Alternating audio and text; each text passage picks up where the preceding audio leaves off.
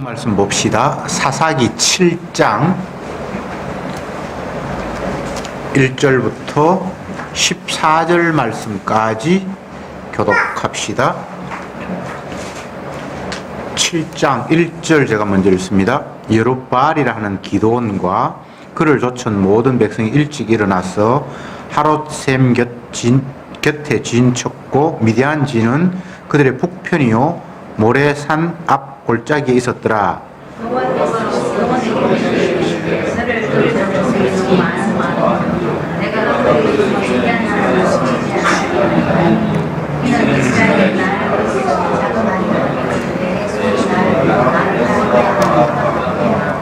이제 너는 백성의 귀에 고하여 이르기를 누구든지 두려워서 떠는 자여든 길라산에서 떠나 돌아가라 하라 하시니 이에 돌아간 백성이 22,000명이요 남은 자가 10,000명이었더라.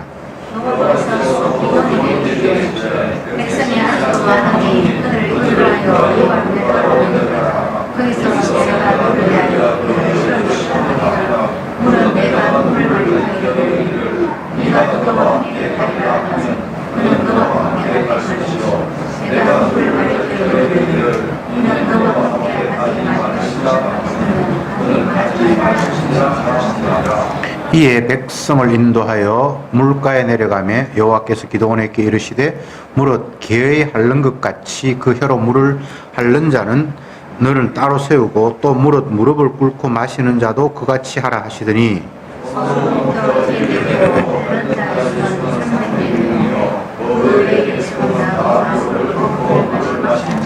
여호와께서 기드온에게 이르시되 내가 이 물을 핥아 먹는 300명으로 너희를 구원하며 미디안 사람을 네 손에 붙이리니 남은 백성은 각각 그 처소로 돌아갈 것이니라 하시니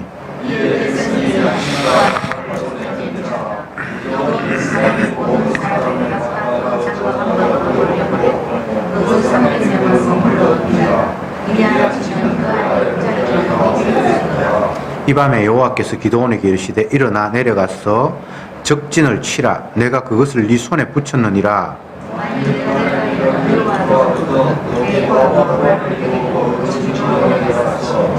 그들의 하는 말을 들으라. 그 후에 네 손이 강하여져서 능히 내려가서 그 진을 치리라. 기드온이 이에 그 부하 부라를 데리고 군대가 있는 진가에 내려간즉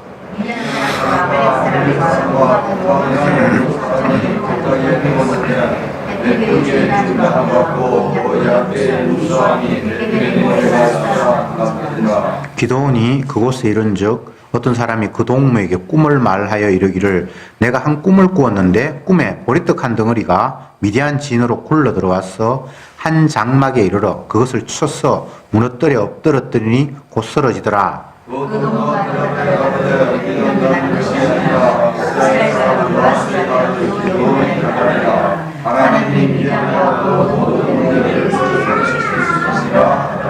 아멘.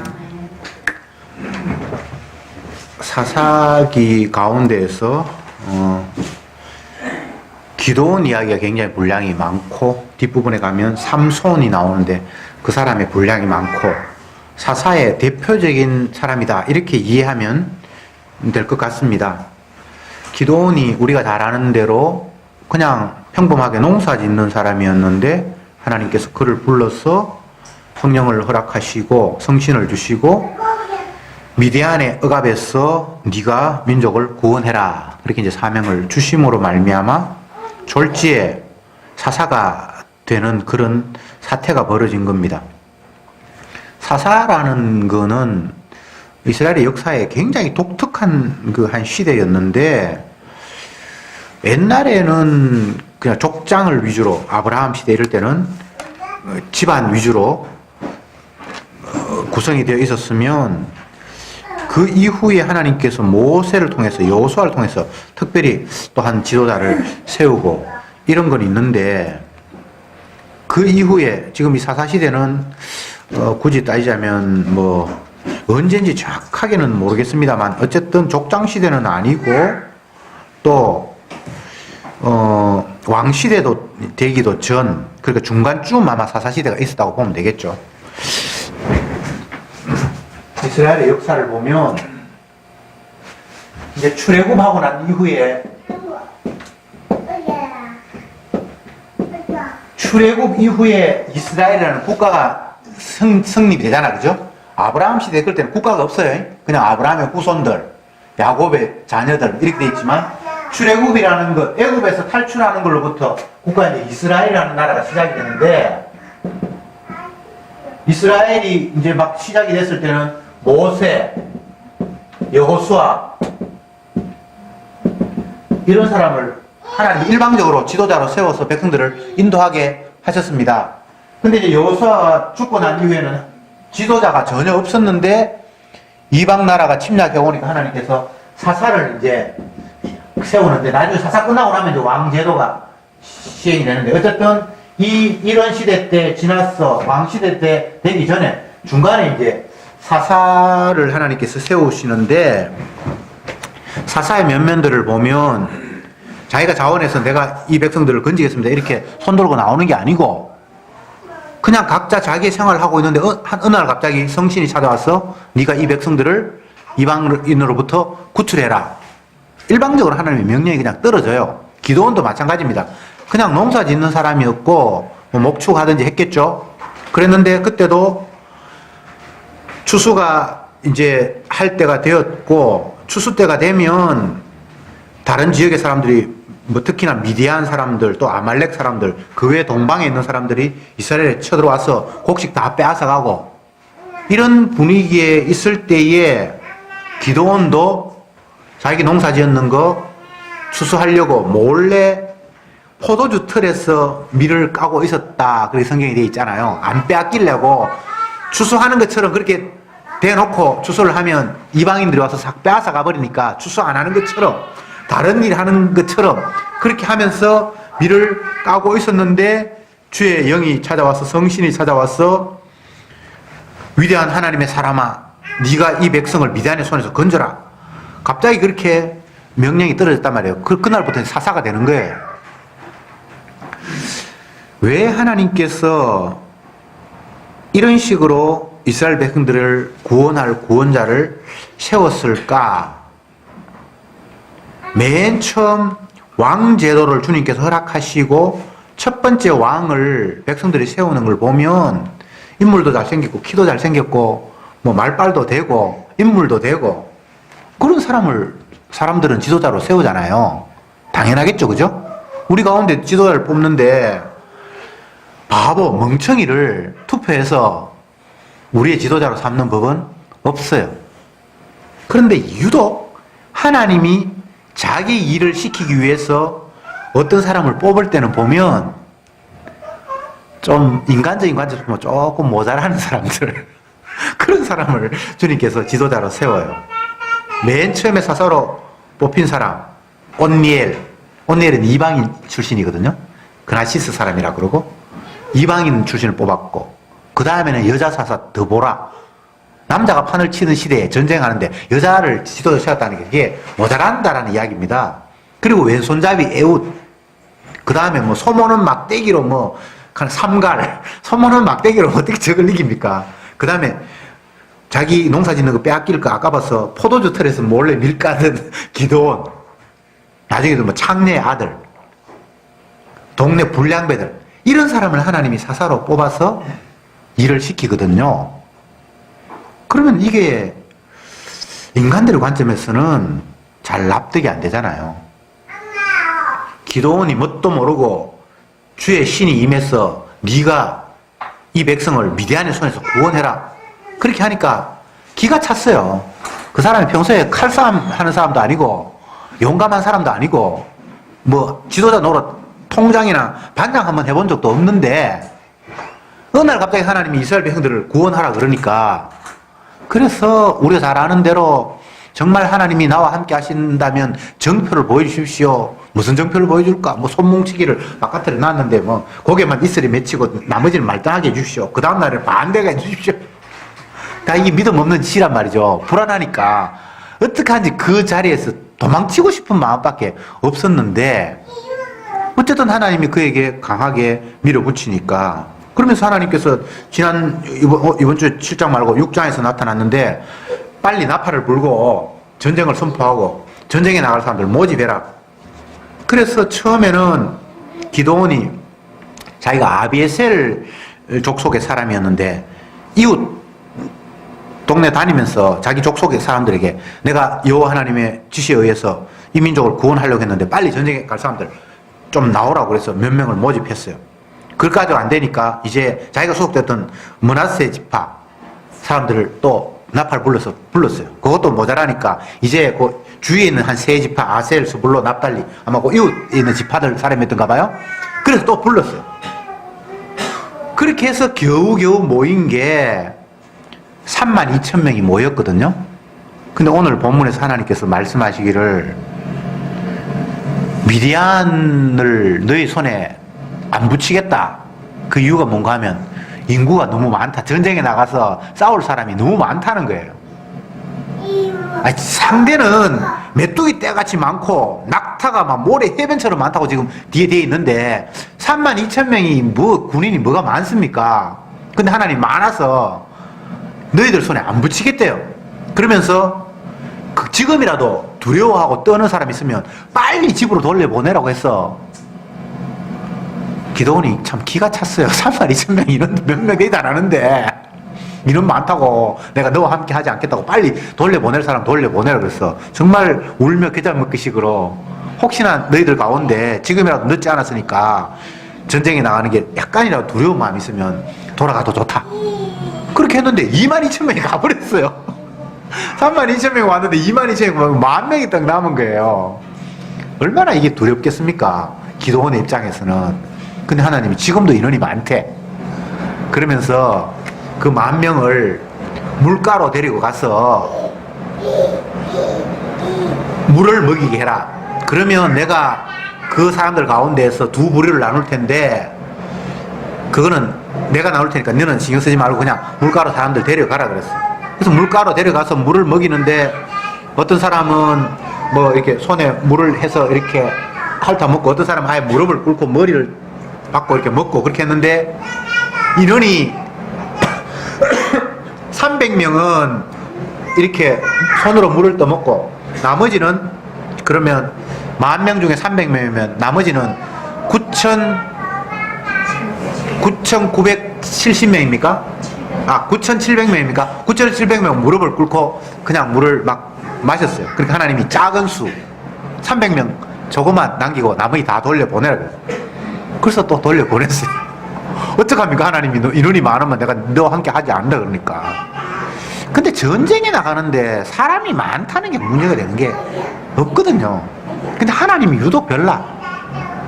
아니, 전쟁 나가는데 군사 많으면 좋죠. 한꺼번에 다 안 나가면 좀 쉬었다가 교대해도 되고. 근데 하나님은 그렇게 하지 않고 인원이 많으니까 안 된대요. 2절 말씀을 제가 다시 7장 2절에 여호와께서 기드온에게 이르시되 너를 쫓는 백성이 너무 많은즉 내가 그들의 손에 미디안 사람을 붙이지 아니하리니 이는 이스라엘이 나를 거스려 자긍하기를 내 손이 나를 구원하였다 할까 함이니라. 요게 핵심이에요. 많은 수가 이기면 우리가 전쟁 잘해서 용감해서 이겼다라고 그 소리 할까봐 하나님 그거 싫어서 도저히 우리가 했습니다라고 할 수 없을 환경으로 만들어 놓고 나가게 하는 거예요. 자기 영광 사람들에게 빼앗기지 않겠다는 거죠. 이게 하나님의 일하심의 방법이에요. 오늘날도 변하지 않습니다. 하나님이 사람에게 일을 시키는데 그 사람이 능력이 대단하거나 훌륭하거나 뭐 믿음이 좋거나 그렇게 해서 어떤 일이 성사되면 하나님이 하신 것이 아니라 사람이 한 꼴이 되어버리잖아요. 하나님은 그 꼴 도저히 못 보겠다는 거예요. 그래서 인간들이 생각하는 것과는 정반대로 환경을 몰아가세요. 미디안 적은 해변에 모래처럼 수가 많고 이스라엘은 32,000명 모인데 그 인원이 많다. 이거는 많은 게 아니에요. 근데 하나님 많대요. 하나님 많다고 하신 이유는 다른 것이 아니라 인간들이 자기의 결속력과 용감함과 지혜가 이 전쟁에서 이겼다라는 소리가 행여나 나올까봐 그런 생각도 못하더라고. 그래서 결국은 32,000명 가운데 300명 달랑 남기고 다 돌려보냈어요. 그러면서 하나님께서 기도원에게 또 약을 올리듯이 9절에 제가 읽어볼게요. 이 밤에 여호와께서 기도원에게 이르시되 일어나 내려가서 적군을 치라. 내가 그것을 네 손에 붙였느니라. 처음에 사람들을 모집해서 32,000명 모였을 때는 인원이 많다. 내가 네 손에 붙이지 않겠다. 이렇게 얘기했는데 이제 돌려보내고 1차 돌려보내고 2차 돌려보내고 300명 달랑 남으니까 이제 내가 네 손에 붙였다. 이렇게 이야기한 거예요. 그러니까 인간적인 입장에서는 도저히 하나님이 미디안을 이기게 했다라는 말을 신뢰하거나 믿을 수 없는 환경이 됐잖아요. 300명 가지고 해변에 모래처럼 많은 적을 무슨 수로 이깁니까? 그리고 이 300명이 전쟁하는 뭐 이수진 장군쯤 수준 되면 괜찮은데 어중이 떠중이 다 모였단 말이죠. 그리고 이들이 적을 무기를 가지고 있는 상대를 이길 수 없잖아요. 근데 하나님이 이기게 하겠다고 이야기하는 거예요. 그러면서 덧붙여서 말씀하시기를 네가 정 두려우면 이 밤에 네 부하 한 명 데리고 몰래 적진을 한번 정탐해봐라. 그러면 그들이 하는 이야기 속에 네가 하나님께서 이들을 이기게 하셨다는 걸 깨달을 거다라고 이야기를 해주셨어요. 그래서 밤에 부하 한 명 데리고 혼자 하는데 겁이 나서 못 가니까 부하 한 명 데리고 몰래 적진에 싹 가봤어요. 근데 적진이 수많은 사람들이 텐트를 치면서 팍팍하게 있는 거예요. 근데 어떤 텐트에 딱 가니까 사람들이 대화를 하는데 한 사람이 자기 꿈 이야기를 하는 거예요. 내가 꿈을 꾸었는데 그 꿈이 이상해. 우리가 있는 이 진영에 저쪽 반대편으로부터 뭔가 보리떡 하나가 뜨르르 굴러오더니만 우리 진영에 들어왔는데 우리 진영을 다 쓰러뜨리고 파괴해버렸어. 내가 이렇게 이상한 꿈을 꿨어. 그러니까 옆에서 꿈 해석하는 사람이 그건 이스라엘이 미디안을 쳐서 다 무너뜨리려고 하는 그런 신호 같다. 이런 이야기를 자기들끼리 한 사람은 꿈 이야기하고 한 사람은 해석하고 그걸 이제 기도원이 들었단 말이죠. 그러면서 생각했어요. 참 하나님께서 이런 방법을 통해서 우리를 결국은 이기게 하시겠구나. 그게 이제 오늘 같이 읽은 본문의 내용입니다. 하나님은 참 병 주고 약 주듯이 함께 하겠다고 해서 미디안을 네 손에 맡겠다고 해서 사람을 불러 모으니까 인원 많다고 쫓아냈고 겨우 달랑 300명 남아서 기도원이 벌벌 떨고 있으니까 내가 너에게 용기를 줄게. 적진에 한번 가가지고 정탐해봐라. 이렇게 해서 또 용기를 주고. 그러니까 기도원은 아무것도 아닌 거예요. 이랬다 저랬다가 하나님이 일관성 없게 처음부터 함께 하겠다 그러면 용기를 주어서 전혀 의심하지 않게끔 특별히 하나님의 말씀에 믿음이 가서 요동하지 않는 그런 상태로 만들어주시면 좋을 텐데 그렇게 하지 않아요. 계속 나약한 인간의 모습을 폭로하도록 만들어요. 그 앞에 과정에서도 하나님이 미디안의 손에 내가 너를 붙였다라고 말씀해놓고는 첫 번째로 시킨 일이 네 아버지와 너네 동네 사람들이 섬기는 우상재단을 다 불살라 질러라. 태워버려라. 그렇게 말씀하셨거든요. 그러니까 이 기도원이 벌벌벌 떨면서 차마 남들이 다 보는 낮에는 그 일 못해가지고 한밤중에 몰래 가가지고 그 우상단을 다 부쉈거든요. 그러면서 벌벌 떨면서 숨어 있었어요. 계속 나약한 모습을 보인단 말이죠. 제가 다시 말씀드립니다. 하나님이 이스라엘 백성들을 구원할 사사를 보내면서 능력 있고 똑똑하고 출중한 사람을 뽑는 것이 아니라 머저리 같은 인간을 세워서 하나님이 일을 시키는 거예요. 그러면 하나님께서 그 머저리 같은 인간에게 용기와 힘과 지혜를 듬뿍 줘서 이제는 내가 나의 나약함이 아니라 주님의 능력으로 일하리라 이렇게 만들어버리면 좋을 것 같은데 한 가지 한 가지 일을 시킬 때마다 나약하고 머저리 같은 모습을 계속해서 믿음 없음을 폭로하도록 만드시는 거예요.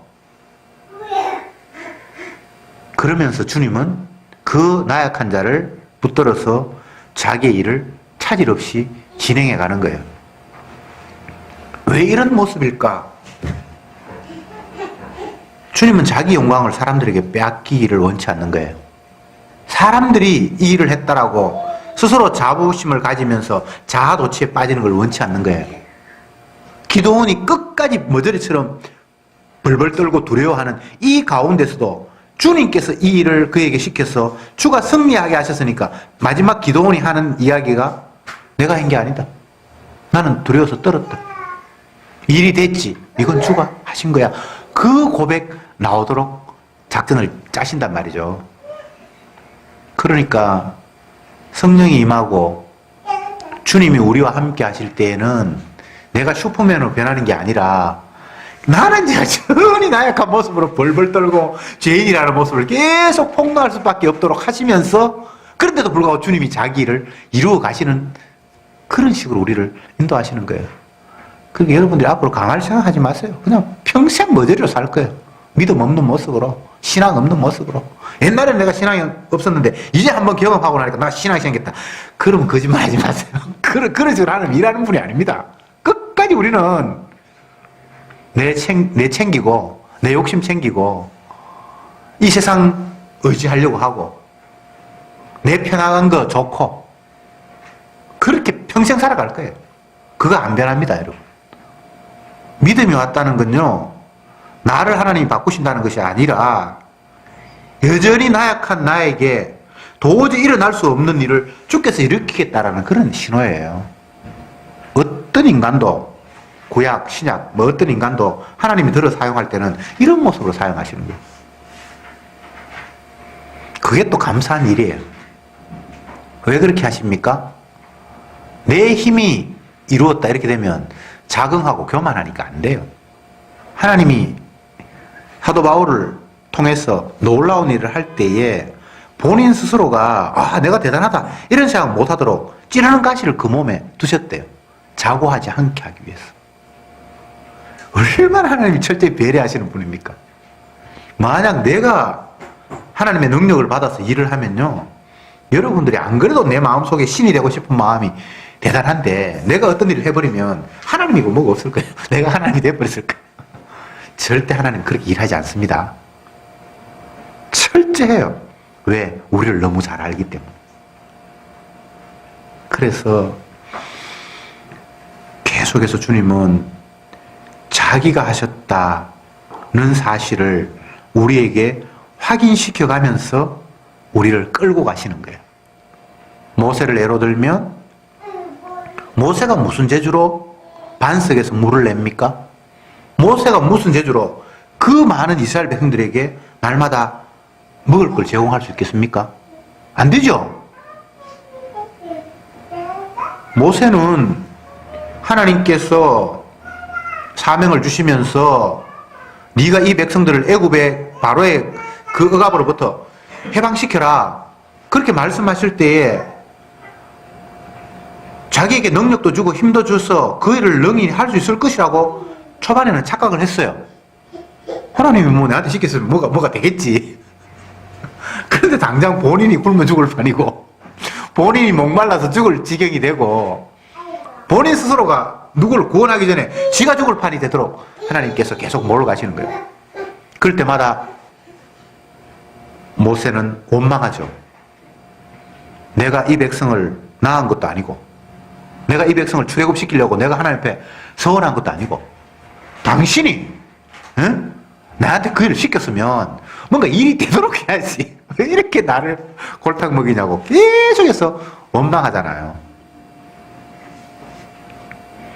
왜 그렇게 하셨을까? 만약 모세가 능력을 받아서 백성들에게 양식을 먹였으면 지가 진짜 하나님 됐을 거예요. 백성들이 모세를 하나님으로 섬겼을 거예요. 근데 하나님 그렇게 하지 않는 거예요. 모세 역시 믿음 없는 이스라엘 백성들 가운데 한 사람이에요. 그렇게 하나님이 취급하신다니까? 사도 바울로 이야기하면 만물에 찍기만도 못하도록 그를 낮추시는 거예요. 백성들 앞에 좀 체면도 좀 세워주면 좋은데 그런 거 없어요. 그 마지막의 모습은 너는 가나안 땅에 못 들어가. 물론 그 가나안 땅에 못 들어간다는 게 천국 못 간다는 이야기는 아니고요. 인간적인 관점에서 보면 이스라엘 백성들을 애굽에서 끄집어내서 가나안 땅으로 집어넣으려고 지도자로 세운 그가 그 안에 못 들어간다는 게 얼마나 이게 참 꼴 우스운 이야기입니까? 폼 안 나잖아요. 근데 하나님이 그렇게 취급하시거든요. 왜? 인간이 교만하면 안 되고 사람의 손으로 했다는 것을 스스로 인식하면 안 되고 주님의 자기 영광이 이 백성들을 이렇게 이끌어갔다라는 그 소리만 입에서 나오도록 하는 작전이 바로 이런 모습이란 말이죠. 우리가 이런 것들을 놓치면 정말 예수님이 하시는 일을 도저히 이해를 못합니다. 사람들은 계속해서 오해하죠. 주님이 나에게 능력을 주시고 성령이 임하면 무능한 내가 유능한 자로 바뀐다고 생각을 하잖아요. 주님은 그렇게 하지 않습니다. 무능한 자로 계속해서 활용하세요. 그래서 무능한 내가 한 것이 아니라 주가 이 일을 하셨다라는 그 고백 나오도록. 얼마나 멋집니까? 그래서 주님의 일하심을 제대로 깨닫는 사람은 힘을 숭상하거나 능력을 부러워하거나 하지 않아요. 왜? 하나님은 능력이 있으니까. 그거 내가 가질 필요가 없는 거예요. 어떤 사람들은 다른 형제를 보면서 저 사람은 대단한 능력이 있다 이렇게 생각하는데 착각이에요. 능력 있는 사람은 아무도 없어. 그 죄인밖에 없어요. 근데 그 무능한 사람을 들어서 주님이 그냥 일하시는 것 뿐이에요. 근데 우리는 마치 그 사람이 뭔가 대단한 것처럼 오해를 하잖아요. 이 성경에 보면 대단한 사람이 아무도 없어요.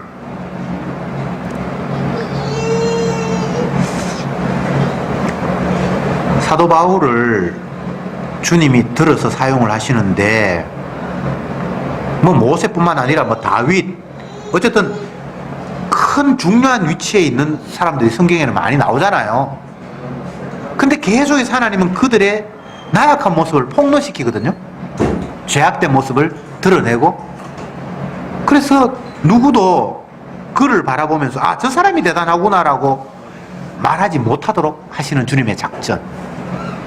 그리고 다른 사람이 보기에도 그렇게 느낄 뿐만 아니라 본인 스스로도 나 죄인이라는 사실을 인정할 수밖에 없도록 하나님이 사람을 이끌어 가시는 거예요. 베드로 같은 사람도 정말 부끄럽게 만드시고 사도 바울도 부끄럽게 만드시고 다윗도 마찬가지고 모든 사람이 마찬가지예요. 주님 앞에 사용당하는 사람들이. 그러니까 우리가 주님을 생각하고 주님을 따르겠다고 마음속으로 다짐할 때에 슈퍼맨 되려고 생각하지 마세요. 내가 능력 받아서 이런 문제도 하고 내가 부자가 되어서 어려운 문제 있으면 물질로 착착착착 하고 내가 놀라운 능력이 있어서 교회 문제 이렇게 사람들끼리 문제 있으면 다 해결하고 그런 생각하지 마세요. 우리는 지극히 작은 어떤 사태 앞에 내가 정말 무능한 죄인이구나라는 걸 날마다 주님 앞에 폭로당해야 돼요. 주님 요 정도는 내가 내 수준으로 할게요. 더 어려운 거 주님 도와주세요. 이런 게 없어요. 지극히 작은 것 하나 앞에도 내가 쩔쩔 매는 거예요. 지난주에 이제 제가 큰 일을 한 가지 했는데 그 큰 일이 뭔고 하면 화장실에 샤워기가 이제 몇 년 돼서 그런지 몰라도 물이 자꾸 한 방울씩 똑똑 떨어지더라고. 다 잠궈 놔도. 그래서 이제 바꿔야 되겠다 싶어서 제 아내에게 이제 얘기를 해가지고 일단은 그 샤워 기계 이런 걸 다 인터넷으로 주문해라. 그러면 내가 바꿔서 끼울게. 그래서 이제 주문해가지고 또 왔어요. 또 열어보니까 도저히 내 힘으로 끼울 수 없는 거예요.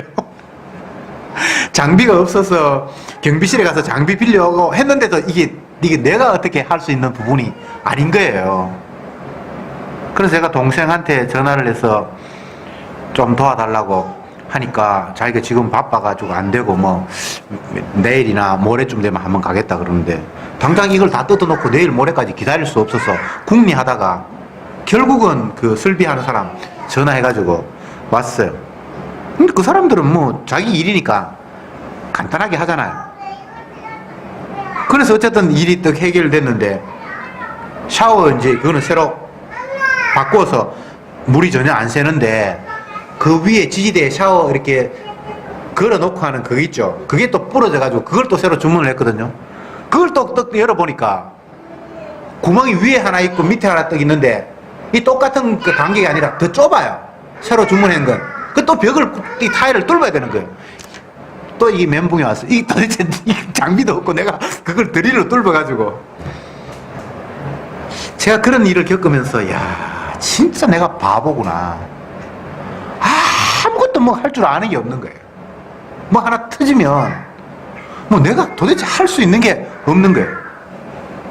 물론 뭐 여러분 가운데는, 아이고, 그것도 못하나라고 이렇게, 여러분 자신 있는 분이 있을지 모르지만, 어쨌든 인간이라는 존재는 주님이 일으키시는 사건 앞에 무능함으로 내가 아무것도 할 수 없는, 정말 그야말로 모든 걸 주께서 허락하시고 환경을 주셔야만 단 한순간도 살아갈 수 있는, 숨 쉴 수 있는 그런 존재구나라는 사실을 주님은 우리를 이끌어가면서 그렇게 다루시는 거예요. 아무것도 아니다. 아무것도 아니다. 기도는 아무것도 아닙니다. 이스라엘 백성들이 보기에는 대단한 사람처럼 보이죠. 적들을 다 이기고 300명밖에 안 되는 사람을 가지고 저 수많은 적들을 어떻게 하는지 결국은 굴복하게 하고 쫓아냈고 더 이상 그들이 두려워서 침략하지 못하도록 만든 그 위치에 있었으니까 사람들이 볼 때는 기도원이 대단해요. 나중에 보면 기도원의 후손들을 왕으로 삼으려고 하고 난리가 나요. 근데 정작 본인은 아니야. 나 아무것도 아니야. 이건 진짜야. 왜? 사실이거든. 자기가 한 게 아무것도 없단 말이야. 이게 바로 주님께서 우리를 이끄시는 방법이고 진짜 주님의 은혜 앞에 맞닥뜨려 있는 성도의 고백이에요. 진짜 아무것도 아닙니다. 우리 뭐 옛날에 경험해서 이거는 너무나 익숙한 일인데 아니에요. 익숙한 일이어서 되는 게 아니고요. 주께서 그때 또 해결할 방법을 주셨고 피할 길을 주셨고 환경을 허락하셔서 내가 지금 살아가는 거지 이게 내 능력으로 해결한 게 아무것도 없어요.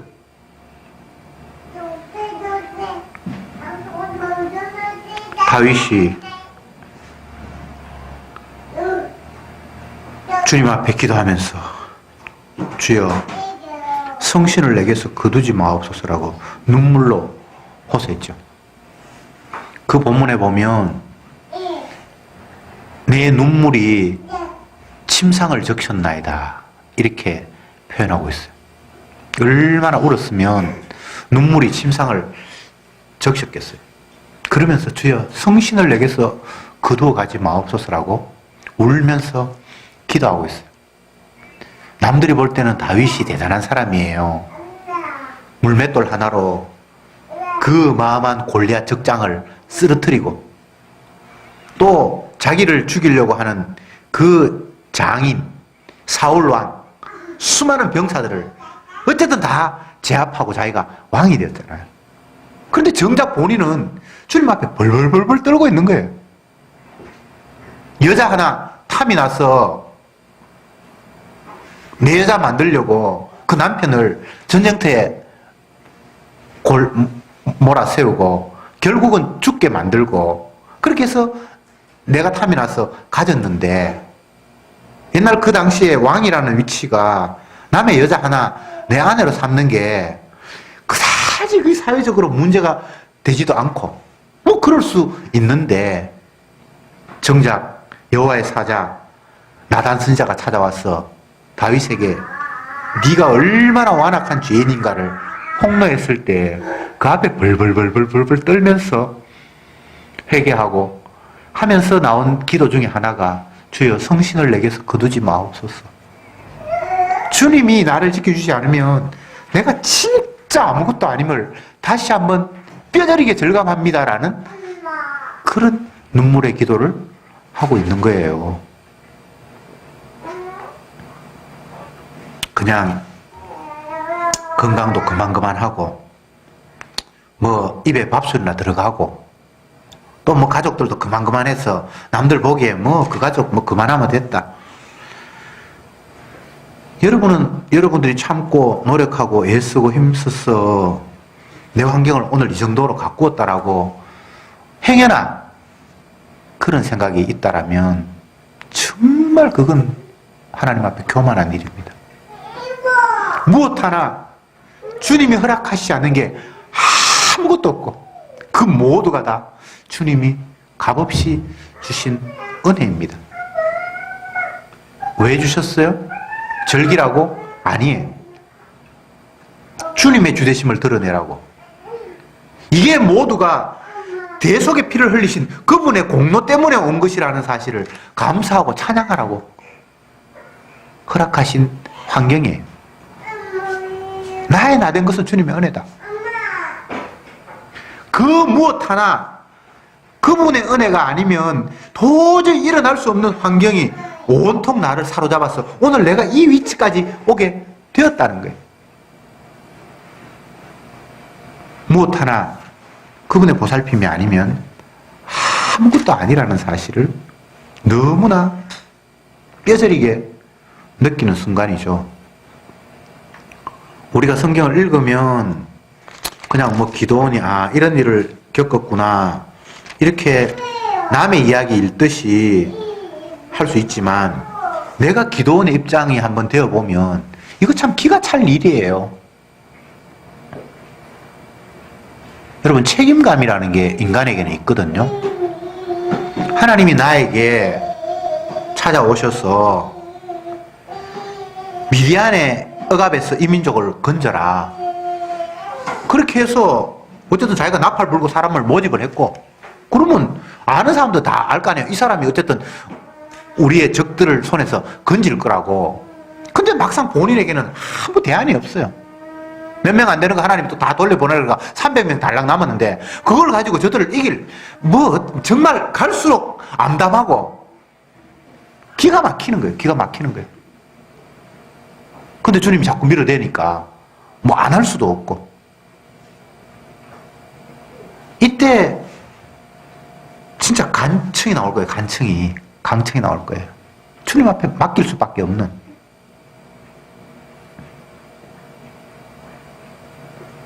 우리는 평소에 내가 살기 위해서, 내가 먹기 위해서 노력을 하죠. 근데 주님 앞에 붙들려 버리면 자기 문제가 아닙니다, 이건. 이스라엘 전체의 문제고 하나님의 사람 전체가 그에게 지금 뭔가 짐이 지워져 있는 이런 형국이 되어버리는 거예요. 더 이상 뭐 내가 먹고 살고 뭐 내 가족이 어떻고 지금 이런 걸 염두에 둘 상황이 지금 안 돼요. 이미 아버지의 우상 재단을 지금 다 불러 사질러 버렸고 가족들하고는 원수가 됐을 거고 자기 동네 사람들도 뭐 우상을 다 기도원 저놈이 불타 버려 다 없애버렸다고 막 분노하고 있는 이런 상태 속에서 도대체 나라는 걸 지키기 위한 그런 환경과는 전혀 다른 더 커다란 하나님의 뜻을 이루는 그쪽으로 계속해서 몰려가고 있는 거예요. 이게 성도의 운명이에요. 주님이 나를 붙들지 않으면, 주님께서 나에게 덮쳐오지 않으면 우리는 날마다 내 문제에 혈안이 되어 살아가죠. 내 가족, 내 먹는 거, 내 걱정, 내 염려. 근데 주님이 덮쳐오면 나가 지금 없어져 버려요.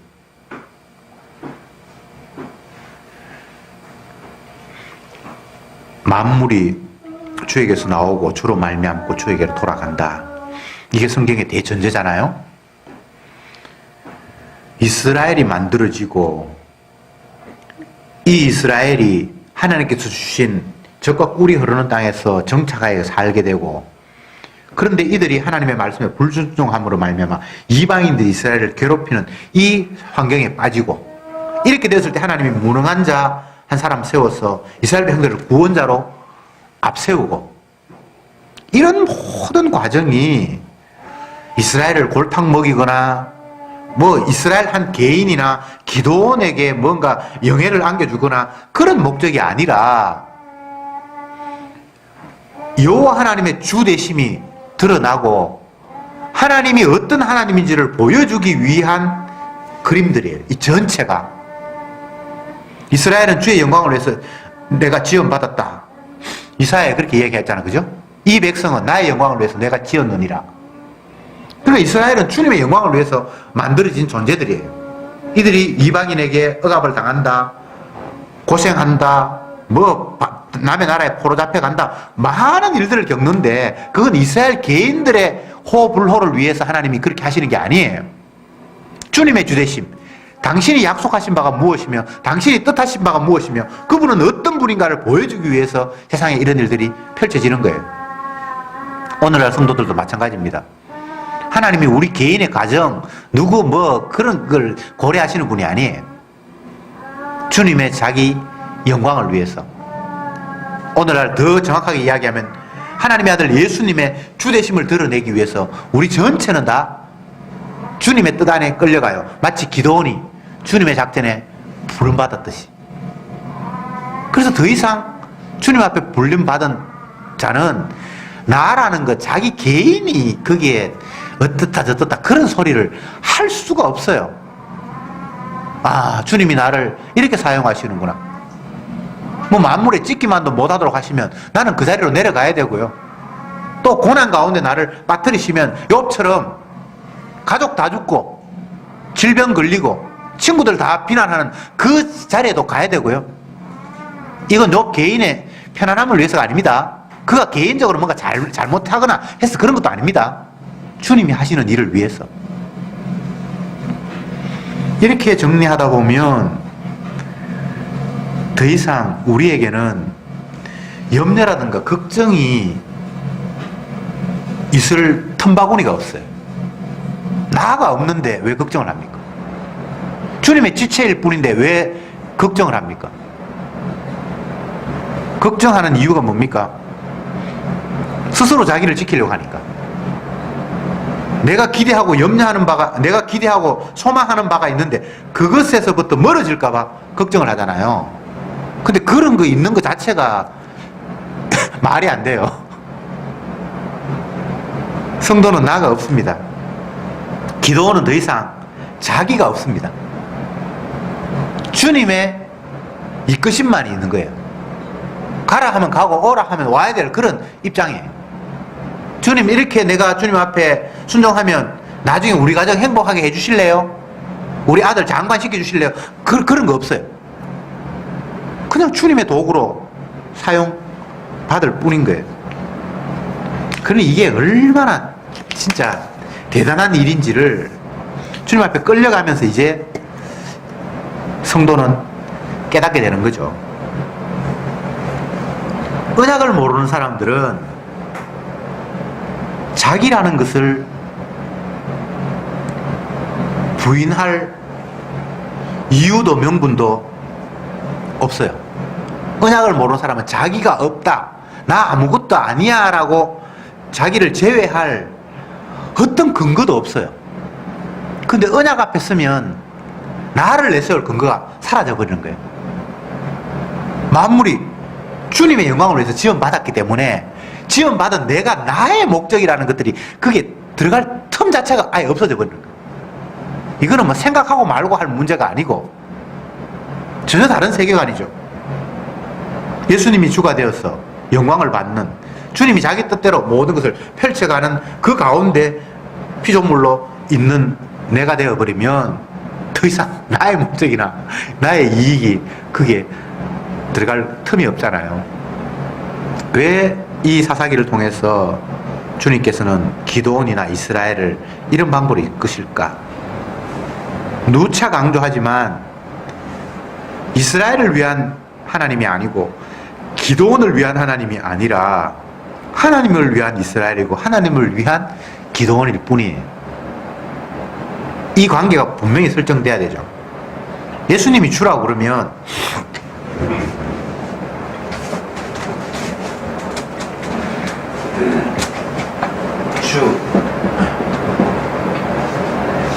이건 주인이라는 뜻이잖아요. 예수님이 주가 되어버리면 나머지는 다 그 밑에 종속되는 종이잖아요. 어떤 피조물도 종이지 주의 위치에 갈 수가 없잖아요. 그렇잖아요. 우리가 주여 주여라고 이야기할 때는 당신은 주인이고 나는 당신의 지시를 따르는 종입니다라는 그런 고백이잖아요. 종은 자기 권리가 없어요. 자기 주장이나 목적이 없어요. 그래서 우리는 죽었고라고 이야기하잖아요. 죽었다는 것을 성경에는 여러 측면에서 표현하는데 주종 관계에 있어서 죽었다라는 것은 더 이상 나라는 것이 따로 존재하지 않습니다라는 거예요. 내 목적이 없어요. 내 이익이 없어요. 내 기쁨이라는 게 없어요. 그냥 종은 기계와 마찬가지로 주인이 부리는 대로 그냥 움직여갈 뿐이에요. 성도는 예수님이 주가 되고 우리가 그분의 종이라는 사실을 그 위치에 정확하게 자리매김할 때 거기에서 참 평안이라는 게 주어져요. 이거는 말로 할 수 없는 평안. 내가 종이 되어서 종의 위치에 있을 때만 가장 안전하고 안락하고 평안한 거예요. 그런데 종의 위치를 벗어나는 순간 불안한 거예요. 온갖 염려와 걱정과 근심이 피어나는 거예요. 그래서 그건 자리 자체가 잘못됐기 때문에 잘못된 자리에서 평안을 강구한다는 것 자체가 말이 안 되는 거예요. 제자리에 가버리면 평안을 강구할 필요가 없어요. 그냥 그 자리가 찬양의 자리고 기쁨의 자리고 감사의 자리가 그냥 되는 거예요. 이스라엘 백성들이 가나안 땅에 갔잖아요. 애굽에 있을 때 아니면 애굽을 떠나서 광야에서 살 때에는 가나안 땅에 들어가면 이제 모든 문제가 해결될 거라고 생각했겠죠. 애굽에 있을 때는 종살이 했으니까 내가 주인이 안 됐으니까 힘들었고, 광야 생활했을 때는 삶의 환경이 너무 척박했으니까 힘들었고, 근데 하나님이 가나안 땅으로 가면 거기는 젖과 꿀이 흐른다 그러고 너희들의 땅이 될 거라고 그러고 그들을 다 쫓아내고 너희들에게 이 땅을 주겠다고 했으니까 그들의 의식 구조에서는 그곳까지 가면 이제 고생 끝 행복 시작이라는 생각을 했겠죠. 그것도 착각이었어요. 이스라엘에게는 행복을 꿈꿀 그런 자격이 그들에게는 없어요. 왜 그들이 행복해야 되는데요? 주가 만족하시면 되죠. 그렇잖아요. 물론 주님이 주시는 그 자리에 안착할 때는 평안이 오는 것은 맞지만 내 평안을 위해서 하나님께서, 이스라엘의 평안을 위해서 하나님께서 가나안 땅을 허락하신 건 아니에요. 그러면 왜 가나안 땅까지 허락하시는데, 그건 아브라함하고 약속하셨어요. 하나님. 자녀도 없고 늙어 빠진 영감을 하나님 불러서 내가 너와 네 자손에게 이 땅을 주겠다라고 일방적으로 약속을 하신 거예요. 아니 나 자녀 없는데요. 네 자녀가 하늘의 별처럼 바다의 모래처럼 많을 거야. 아니 그거 내 땅도 아닌데요. 아니 내가 네한테 주겠다니까. 네 후손에게 주겠다니까. 왜 이런 약속을 난데없이 하나님이 아브라함에게 하셨을까요? 이게 바로 주님의 은혜만이 이런 결과가 주어졌습니다라는 고백을 하도록 하는 거예요. 아브라함이 열심히 잘했어, 노력해서 남들보다 더 선하게 살았어, 더 좋은 환경으로 내가 너를 집어넣어 줄게 라고 하면 그 좋은 환경이 아브라함의 공로가 기입이 되겠죠. 근데 아브라함은 아무것도 아니에요. 그냥 아버지가 우상장사했는데 그냥 집안 일 도우면서 그냥 살았는데, 자녀도 없이 그냥 늙으면 이제는 지죽고 나면 뭐 대도 끊어지고 다 아무것도 없는데 오늘 아브라함에게 찾아오셔서 아브라함아 내가 지시할 땅으로 가라. 그리고 그 땅을 내가 너와 네 후손에게 주겠다. 후손도 없고 아무것도 없는데 주님이 일방적으로 주시겠다는 거예요. 이걸 은혜라고 하는, 은혜. 그 아브라함에게 찾아왔던 그 똑같은 모습으로 오늘날 성도에게 일방적인 100% 그분의 희생과 은혜만이 우리를 오늘 이곳으로 인도했다는 사실을 주님은 자랑하고 싶은 거예요. 여러분, 주님의 은혜 아니면 지극히 작은 것도 될 수가 없도록 돼 있어요. 아이, 나는 그래도 그 정도 뭐 자격은 된다. 그건 아직도 지금 뭔가를 착각하고 있는 사람이야. 아무것도 아닙니다. 아무것도 아닙니다. 다윗이 아무것도 아니고, 기도원이 아무것도 아니고, 모세도 아무것도 아니고, 이 땅에 어떤 피조물도 다 그냥 죄인일 뿐이에요. 저주받아서 에덴 동산에서 추방된 것 말고는 아무것도 아니에요. 아브라함이 아무것도 아니다. 당연히 아무것도 아니죠. 그냥 에덴 동산에서 추방되어서 죄 가운데 그냥 살아가는 한 사람이었어요. 이스라엘 백성들을 애굽에서 건져냈는데 이스라엘은 그냥 수많은 우상 숭배하는 애굽의 한 분야로 그냥 살아갔을 뿐이에요. 애굽 사람과 다르지 않았어. 그들이 섬기는 신을 섬겼고 그들이 원하는 세상 욕망을 추구했고 그냥 애굽의 한 파편에 지나지 않았어요. 그런데 왜 그들을 그 애굽에서 건져냅니까? 주님의 자기 영광, 주님의 사랑을 돋보이기 위해서. 근데 그 사랑을 돋보이는 과정 속에서 주님이 어린 양의 피로 희생당하는 모습을 거기에 집어넣었잖아요. 내가 피 흘려 저주받고 네 저주 내가 그 저주로부터 건져줄게라는 그 하나님의 사인을 그 안에 담아놨잖아요.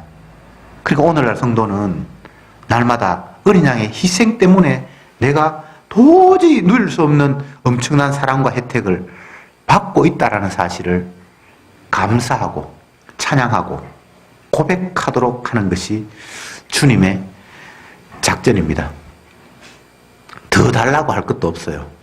생명까지 주신 분이, 모든 걸 다 주신 분이 무엇을 아끼기 위해서 우리에게 안 주시겠습니까? 내가 모자란다고요? 그건 뭔가 종의 자리에 있지 않아서 그래요. 종의 자리에는 주인이 엄청나게 넘치도록 주셨기 때문에 부족함이 없습니다. 다윗의 고백을 하자면 내 잔이 넘치나이다. 부족함이 없으리로다. 푸른 초장 실만한 물가로 인도하시는도다. 그런 고백만이 저희들이 할 수 있는 유일한 고백입니다. 기도합시다. 주님, 감사합니다. 자기만 생각하고 자기 살려고 궁리하는 자들이 이스라엘이고 또 기도원이었습니다. 그런데 주님의 은혜가 그들을 사로잡으니 적들의 손에서 그들은 건짐받았고 또 새로운 주님의 사랑, 알지 못하던 주님의 권능을 또 경험하게 되었습니다. 그들을 잘 살게 하기 위해 더 편안한 환경으로 몰아넣기 위해서가 아니라 주님의 주되심, 세상의 주인이 오직 여호와 하나님 외에는 없다는 사실, 예수 그리스도의 그 사랑만이 이 세상에 가득 차 있다는 사실을 깨우쳐 주시기 위해 그들을 고난 가운데 빠뜨리고 또 구원자를 보내고 도저히 인간으로 할 수 없는 일들을 주께서 경험하게 하심으로 말미암아 무엇 하나 주님의 희생이 아니면 내가 아무것도 누릴 수 없다는 사실을 알게 하시고 모든 것이 주님의 그 보혈의 은혜 때문에 주어진 사랑이라는 사실을 인정하게 하셨어. 더 이상 교만의 자리, 종의 자리를 벗어나 내가 원하는 내 목적의 자리로 나아가는 것이 아니라 예수님을 주로 섬기며 주의 종의 자리에서 주님만 감사하는 저들이 되게 하옵소서. 예수님의 이름으로 기도드리옵나이다. 아멘.